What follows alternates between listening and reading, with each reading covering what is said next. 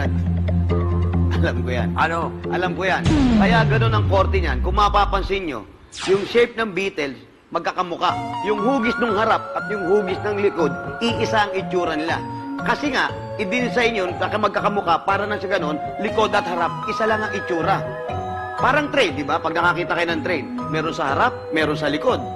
Ginawa yun kasi maliliit ang kalye sa Europa. Mag-park ka man, hindi mo problema. Pag sa parking, hindi mo problema. Masikip dito, upo ka lang doon sa harap, abante ka ron. Masikip doon, upo ka sa harap, abante ka ron. Kaya ganon, bossing, ay tsura nun. O's. Hindi nga. Bossing, pagkakaalam ko niyan inutos ni Hitler noon sa car designer na si Ferdinand Porsche sa kagustuhan nitong lahat ng kanyang mga kababayan maka-afford ng kotse na mag-design ng murang auto. Hindi nagustuhan ni Hitler ang binigay na original design ni Porsche. Kaya nag-drawing siya ng kotse na parang bilugan ng hugis at nag-utos kay Porsche na gawin ang design ng Volkswagen na parang Beetle o salagubang. Ang sabi pa ni Hitler, bossing, kailangan daw ni Porsche na tumingin sa mga kalikasan para malaman ang angkop na disenyo. Nakakapagtagalog si Hitler, ha? Saka alam nyo sa lagubang. Ako'y namangha sa inyo. Hindi ko alam na car fanatics din pala kayong dalawa. Kaya, Brad, ano sa tingin mo? Alin kaya ang totoong kwento dyan kung bakit korting Beetle ang design na Volkswagen Type 1 car? Press green kung naniniwala ka kay Jose na ginawa ito para magkamukha at parehong may manibela ang unahan at likod nito.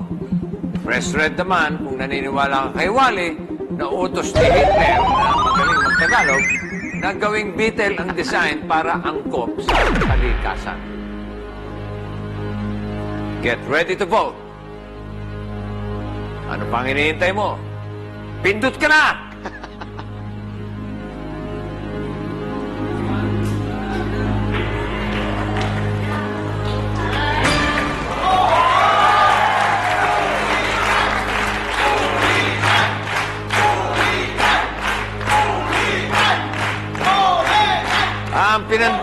Ang pinindot ni kapatid ay red.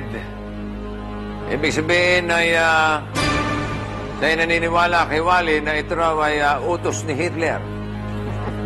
Na Tagalog pa nga ang pagkakautos.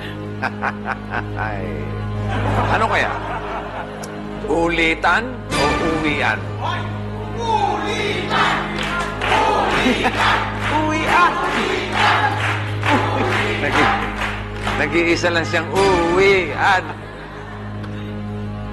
Ang Volkswagen, o kung i-pronounce sa mga German ay Volkswagen,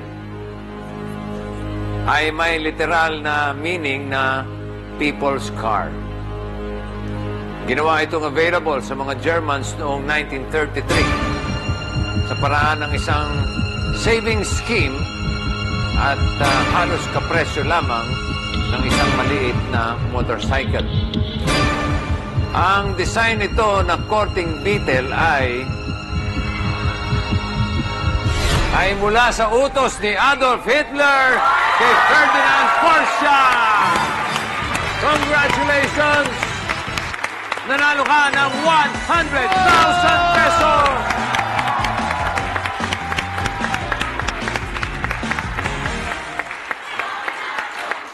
Balato! Ulitan, balato. Kanina, ulitan. Ngayon, balato na. Okay, galing mo, Brad. Congratulations.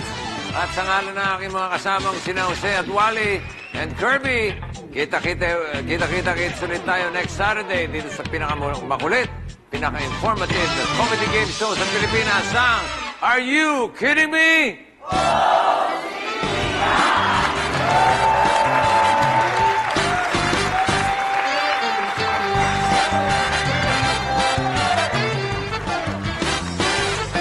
Ano?